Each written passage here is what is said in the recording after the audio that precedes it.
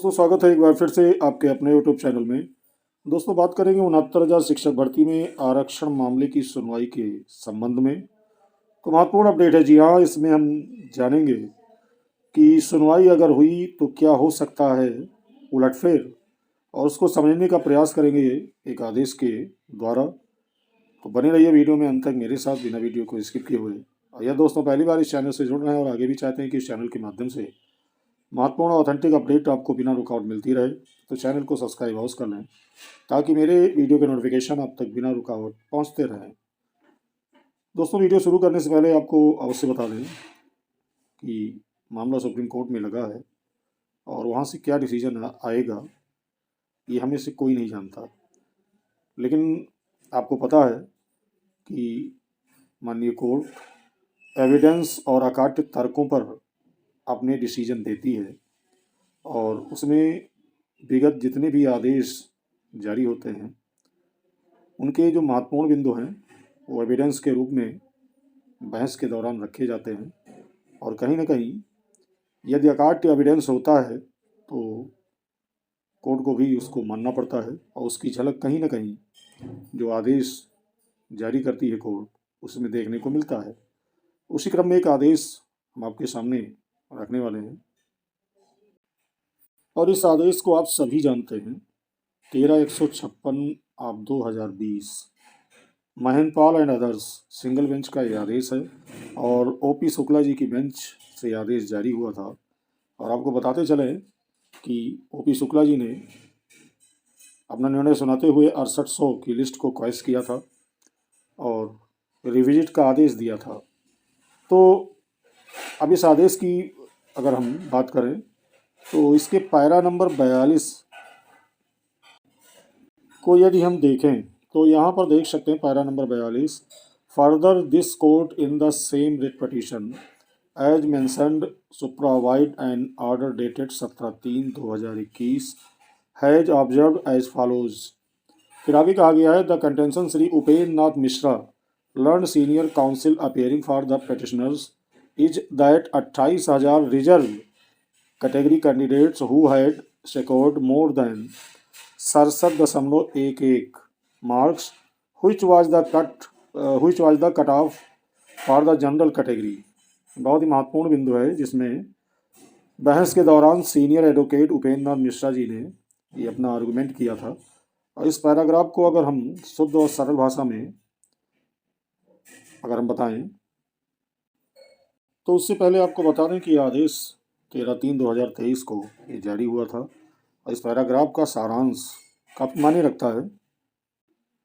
और para number 42 का सारांश ये है कि इसमें कहा गया है कि इस अदालत ने उसी रिट याचिका में दिनांक 17/3/2021 के आदेश में उल्लेख किया है और जिसकी टिप्पणी इसमें नीचे दी गई है।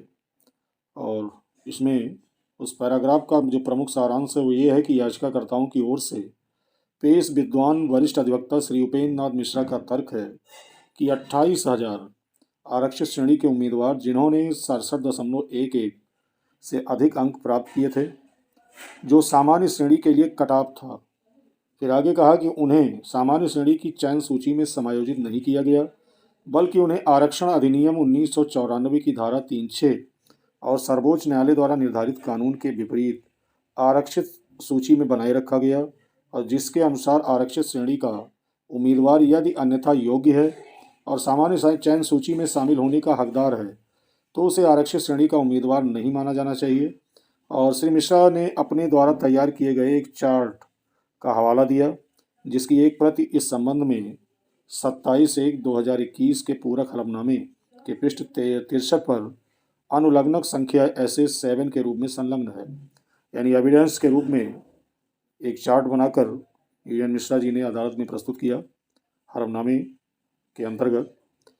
लेकिन अब इसे महत्वपूर्ण क्या है, तो महत्वपूर्ण दोस्तों यह है कि चाहे सीनियर अधिवक्ता हो या जूनियर अधिवक्ता हो, हालांकि उपेंद्र नाथ मिश्रा जी सीनियर अधिवक्ता हैं, तो उनके द्वारा जो भी आर्गूमेंट किया जाता है, चूँकि कोर्ट है तो वहाँ बिना ठोस एविडेंस के कोई भी आर्गूमेंट नहीं रखा जा सकता या नहीं किया जा सकता है। और यहाँ पर इन्होंने ये कहा है कि करीब 28,000 आरक्षित श्रेणी के उम्मीदवार जिनका कट ऑफ 67.11 से अधिक है यहाँ देख सकते हैं जो सामान्य श्रेणी के लिए करार था। तो इसके अकॉर्डिंग तो अगर दोस्तों देखा जाए कि अगर ठोस एविडेंस इनका है, और आपको याद दिला दें कि डीबी में जब ये मामला चैलेंज हुआ तो वहाँ भी यूएन मिश्रा जी ने काफ़ी निर्णायक बहस किया था, और ये बहस 3 से 4 दिन चली, और जिसमें जस्टिस मसूदी जी की बेंच से वो ऑर्डर आया, और जिसमें जो ऑर्डर का सारांश था वो तो आप जानते ही हैं, और वही जो ऑर्डर है डीबी का वो सुप्रीम कोर्ट में चैलेंज हुआ है, जिसकी सुनवाई होनी है। तो कहीं ना कहीं दोस्तों जो एविडेंस होता है वो काफ़ी मायने रखता है, और वही चीज़ें कहीं ना कहीं माननीय सुप्रीम कोर्ट में भी ये रखा जाएगा। और चूँकि डीबी का जो आदेश है जस्टिस मसूदी जी की बेंच का, वो मेरिट पर आदेश है, और जहाँ तक मेरा मानना है जो मेरिट पर आदेश होते हैं बहुत कम ही उसमें संशोधन देखने को मिलता है। मैं ये नहीं कह रहा कि सुप्रीम कोर्ट का आदेश किसी के पक्ष में आएगा या विपक्ष में आएगा, लेकिन विगत आदेश की बात करें जो कि मैंने बताया, इसमें इन्होंने जो तर्क दिया है, अगर इसके आधार पर कोर्ट अगर देखती है तो कहीं ना कहीं काफ़ी उलटफेर देखने को मिल सकता है। अब देखने वाली बात यह है कि माननीय सुप्रीम कोर्ट इस मामले को किस तरह देखती है, और चूँकि नियोक्ता सरकार है तो सरकार का जो सबमिशन है वो काफ़ी महत्वपूर्ण रोल इसमें प्ले करेगा। हालांकि सरकार ने अभी इस मामले में अपने पत्ते नहीं खोले हैं, तो कहीं ना कहीं सरकार का पक्ष ये काफ़ी महत्वपूर्ण होगा। लेकिन दोस्तों अंत में एक बार फिर से कहना चाहूँगा कि जो कोर्ट है वो अकाट्य तर्कों पर चलती है। हालांकि पक्ष विपक्ष दोनों अपने तर्क प्रस्तुत करते हैं, जिसका तर्क अकाट्य होता है उसी की तरफ कोर्ट का आदेश झुका हुआ होता है। कहने का मतलब ये है दोस्तों ना, वीडियो बनाने का मतलब किसी के पक्ष में है ना विपक्ष में है। एक ऑर्डर के जरिए मैंने आपको समझाने की कोशिश की। अब बाकी मानिए सुप्रीम कोर्ट में सुनवाई होगी, अब कोर्ट इसको कैसे वहाँ पर क्या करता है ये आने वाला समय बताएगा, और जो पार्टियां हैं वो कैसे अपने पक्ष को प्रस्तुत करती हैं। तो वीडियो में दोस्तों इतना ही। बने रहिए लेटेस्ट अपडेट के लिए चैनल के साथ। बहुत बहुत धन्यवाद।